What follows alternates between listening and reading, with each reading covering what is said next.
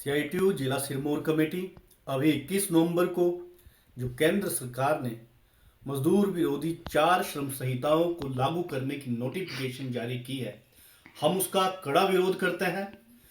CITU का ये मानना है कि जो ये 4 लेबर कोड लागू किए जा रहे हैं, ये सीधे तौर पे मजदूरों को बंधुआ मजदूरी की तरफ धकेलने का काम करेंगे और जो ये लेबर कोड बनाए जा रहे हैं, ये सीधे तौर पर पूंजीपति वर्ग को फायदा पहुंचाने के काम करेंगे।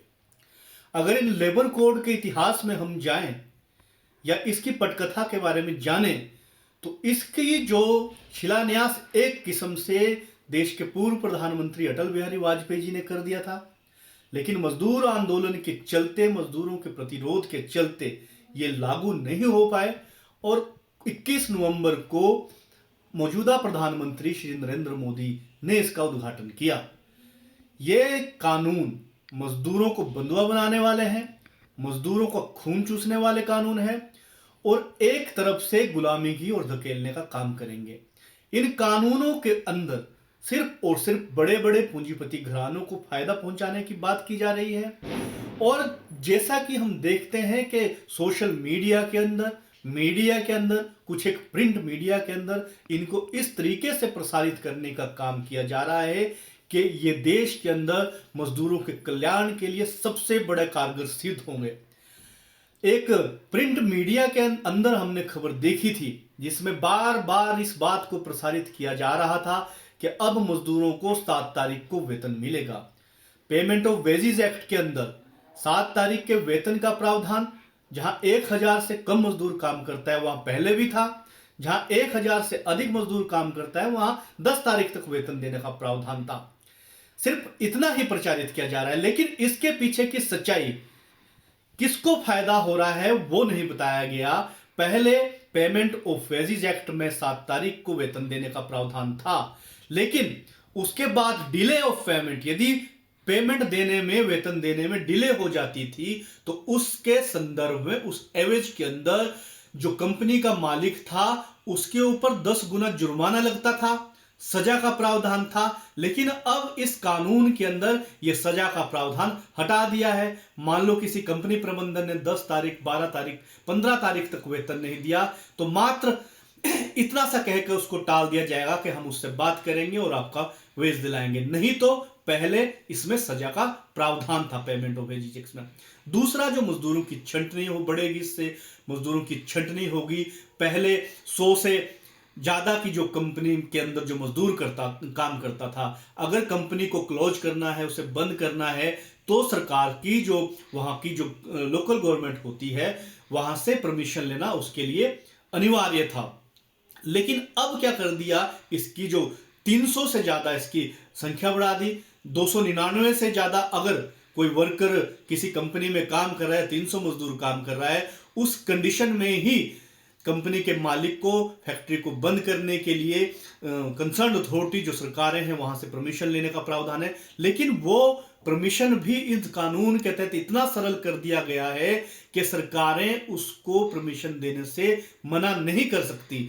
तो इससे क्या हुआ, 2 तरह के हनन हुए। एक तो मजदूरों का हनन हुआ और दूसरा जो स्टेट की गवर्नमेंट है, स्टेट की सरकारें हैं, उनके अधिकारों का भी हनन हुआ, क्योंकि वहां की सरकारों ने यह तय करना होता है कि कौन सी कंपनी बंद होगी या कौन सी नहीं होनी चाहिए। लेकिन अब इस तरीके की कोई सरकार के पास अथॉरिटी नहीं रहेगी, वो सिर्फ और सिर्फ अधिकार कंपनी के मालिकों को दे दिया गया है। अगर 300 से ऊपर की कंपनी में कुछ प्रावधान रखे भी हैं तो वो सिर्फ और सिर्फ दिखावे मात्र के लिए हैं, उसमें कोई डिफिकल्टी नहीं होगी उन्हें परमिशन लेने में। तो इस तरीके के प्रावधान इसमें किए गए हैं। तो इससे एक तो मजदूरों की छंटनी बढ़ेगी और जो मजदूरों की छंटनी, और एक तरीके से प्रसारित किया जा रहा है कि ये बहुत से मजदूर पीएफ के दायरे में आएंगे, बहुत से मजदूर ग्रेच्युटी के दायरे में आएंगे, इसमें गिग वर्कर का भी जिक्र किया गया है।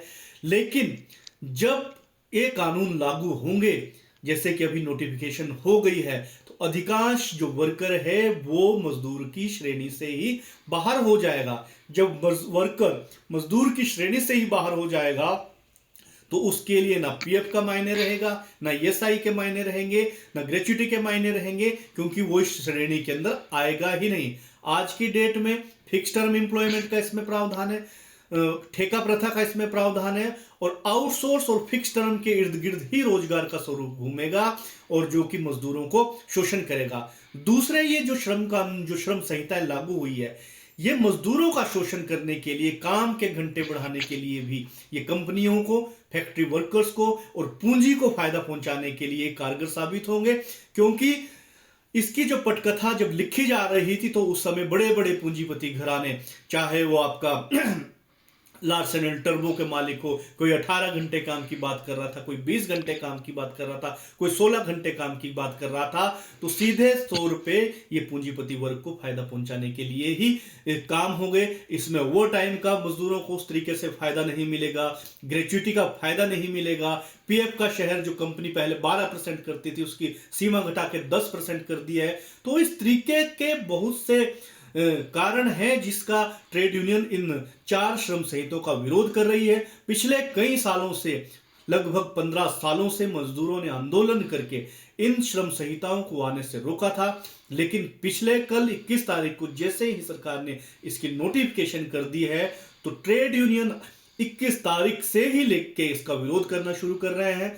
इनकी प्रतियां जलाई जा रही है और आने वाले 26 तारीख को पूरे देश के अंदर किसान, मजदूर इकट्ठा होके इन संयुक्त आंदोलन करेंगे और इन श्रम कानूनों को निरस्त करने की मांग करेंगे। और मजदूरों का और किसानों का इतिहास रहा है।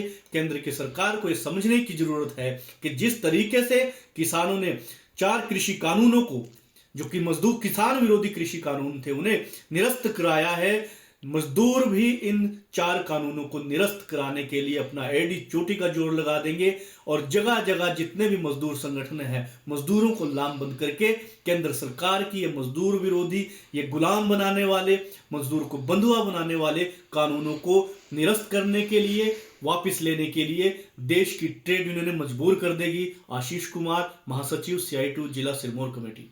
हमसे जुड़े रहने के लिए हमारे YouTube चैनल को सब्सक्राइब करें और नई वीडियो की नोटिफिकेशन के लिए बेल आइकॉन को दबाएं। अगर आप ये वीडियो Facebook पर देख रहे हैं तो लाइक जरूर करें और ज्यादा से ज्यादा शेयर करें। इसी तरह के और भी अपडेट्स के लिए फॉलो करें हमारा Instagram पेज himachal.kesari।